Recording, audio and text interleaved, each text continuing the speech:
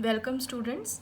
इस वीडियो में हम प्रश्नावली 6.4 के सवाल हल करेंगे कक्षा 10वीं के पार्ट 6 त्रिभुज एनसीईआरटी के।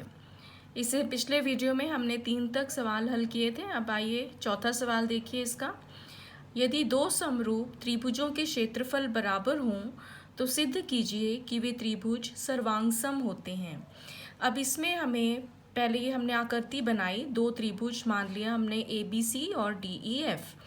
अब ये दोनों त्रिभुज हमें समरूप दिए हुए हैं और इनका जो क्षेत्रफल है वो बराबर है। तो हमने सिद्ध करना है कि ये दोनों त्रिभुज सर्वांगसम हैं। तो इसमें देखिए हमें दिया हुआ है कि एरिया ABC बराबर है एरिया DEF के। ये हमें दिया हुआ है। अब इसमें देखिए यहाँ से हमारे पास आ जाएगा ABC का क्षेत्रफल बटे में DEF का क्षेत्रफल होगा बराबर 1। ये पहला समीकरण आ गया हमारा।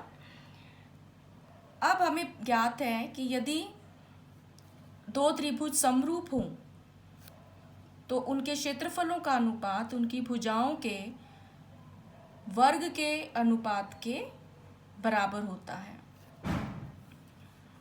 तो अब हमें त्रिभुज ABC समरूप दिया है त्रिभुज DEF के। ये हमें दिया हुआ है। तो यहाँ से हमारे पास आ गया कि एरिया ABC बटे में एरिया DEF किसके बराबर होना चाहिए? AB बटा DE का वर्ग,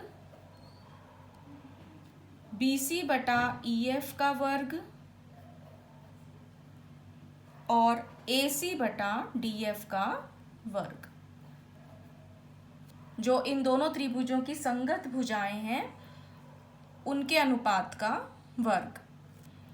AB बटा DE का वर्ग, BC बटा EF का वर्ग और AC बटा DF का वर्ग। ये हमारा दूसरा समीकरण आ गया। तो पहले और दूसरे समीकरण से हमें क्या मिला? अब ये जो अनुपात है ये 1 के बराबर है, तो AB बटा DE इसका वर्ग भी 1 के बराबर होना चाहिए। तो यहाँ से हमारे पास आ गया AB का वर्ग बराबर DE का वर्ग, और हम कह सकते हैं AB बराबर DE। तो AB भुजा DE भुजा के बराबर आ गई। और इसी प्रकार हमारे पास आ जाएगा BC बराबर EF और AC बराबर DF। तो SSS कसौटी द्वारा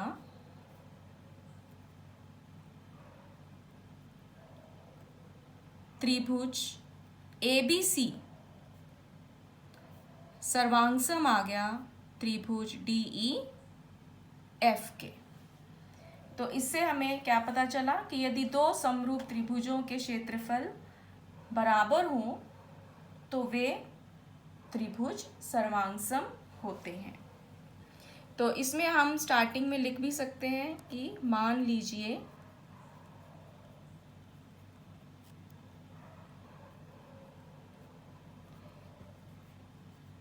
त्रिभुज ABC और त्रिभुज DEF दिए गए त्रिभुज हैं।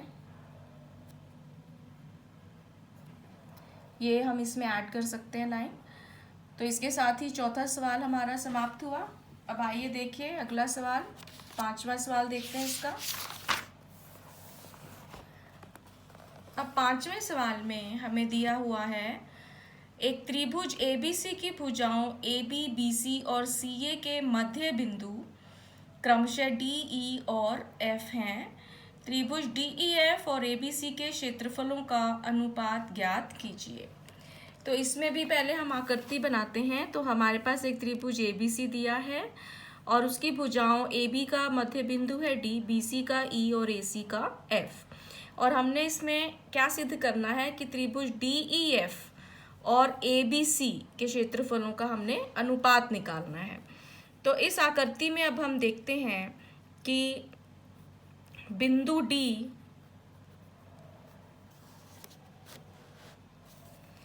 भुजा AB का मध्य बिंदु है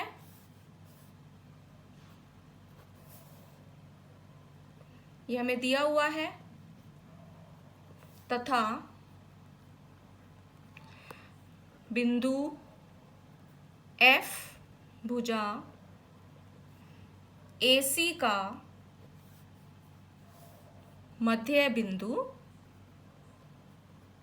है। तो मिड पॉइंट थ्योरम द्वारा हमारे पास मध्य बिंदु प्रमेय द्वारा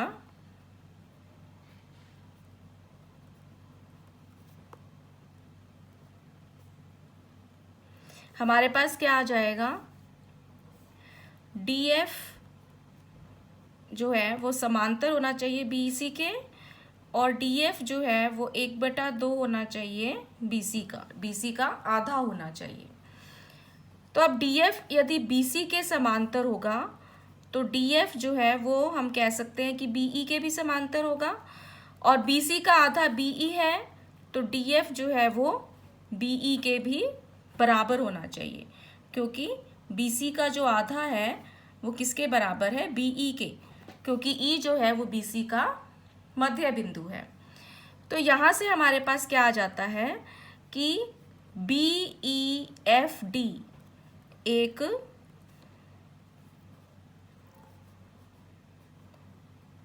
समांतर चतुर्भुज है, पैरेललोग्राम है, समांतर चतुर्भुज है। अब देखिए, अब हम ये दो त्रिभुज लेते हैं, त्रिभुज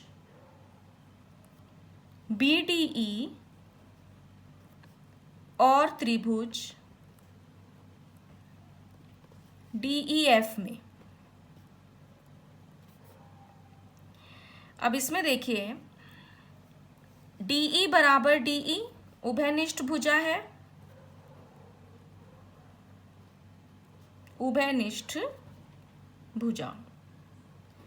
दूसरा एंगल DBE बराबर है एंगल DFE के, क्योंकि ये दोनों समांतर चतुर्भुज के सम्मुख कोण हैं, समांतर चतुर्भुज के सम्मुख कोण।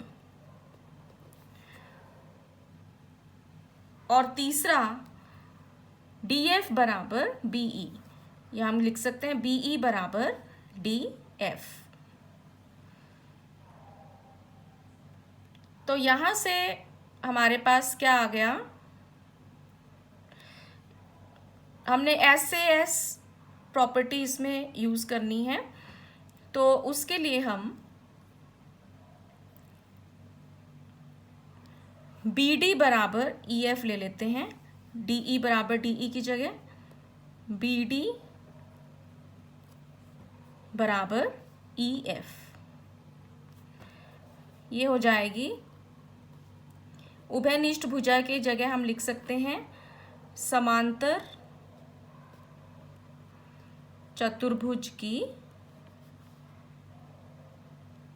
आमने सामने की भुजा। तो अब SAS कसौटी द्वारा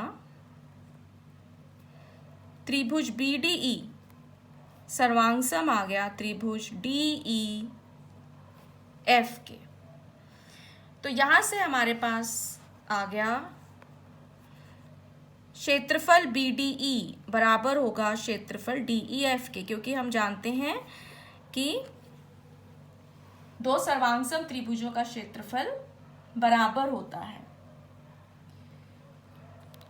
तो अब यहां पर देखिए इसी प्रकार हम सिद्ध कर सकते हैं कि बाकी के जो त्रिभुज हैं सभी का क्षेत्रफल, अब इसमें 1 2 3 4 त्रिभुज हैं इस बड़े वाले त्रिभुज में, तो इन सभी का जो क्षेत्रफल है वो बराबर होगा। तो BDE बराबर DEF बराबर EFC और बराबर ADF। अब ये चारों त्रिभुज मिलकर क्या बनाते हैं? बड़ा त्रिभुज। तो हम लिख सकते हैं कि इन चारों का जो क्षेत्रफल है यदि हम उनको जमा करें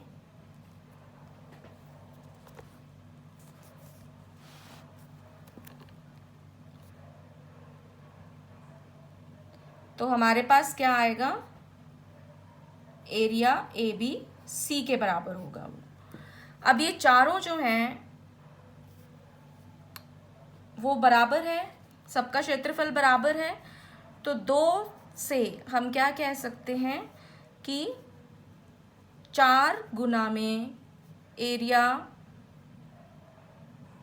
DEF किसके बराबर आ गया? एरिया ABC के। तो यहां से हमारे पास एरिया DEF बटे में एरिया ABC, इसका मान कितना आ जाता है? 1/4। तो यहाँ से अनुपात हमारा कितना आ गया? DEF और ABC का 1:4। तो इसके साथ 5वां सवाल समाप्त होता है। यदि आपको ये वीडियो यूज़फुल लगे तो सब्सक्राइब करें मेरे चैनल को और इस वीडियो को लाइक एंड शेयर करें। धन्यवाद।